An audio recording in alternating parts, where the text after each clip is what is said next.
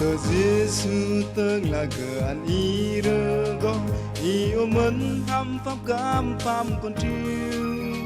vẫn cờ nàng cờ sư na sư mơ nạt cờ vẫn yêu mến thăm pháp cam phàm con chiêu yêu mến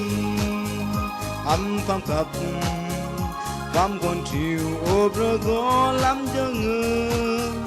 áo y hầm cột mù đó có thể về đây mình yêu mình hầm tập cá phàm con chiêu là mình riêng nát kia tưởng là bước lại mình yêu mình hầm tập cá phàm con chiêu ý về bờ giờ liền láng kia tưởng là bước lại yêu mình hầm tập cá phàm con chiêu yêu mình phàm cặp phàm con chiều ô bờ go lắm cho ngơm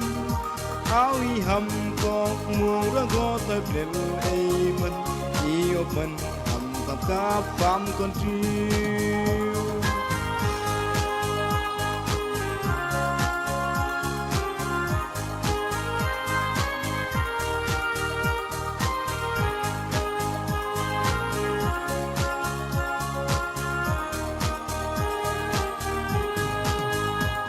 Nar Giêsu jur đừng ảo y hầm rơ go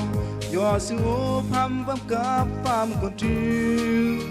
hơ mệt bờ ngon y vã nhóc tơ mầm vơ đi yêu mình hầm vấp cáp phàm con chiêu yêu mình hầm phàm cặp phàm con chiêu ốp rơ go lắm cho ngâm áo y hầm cột mù đó có tới về đây mình yêu mình hầm phàm cá phàm con chiêu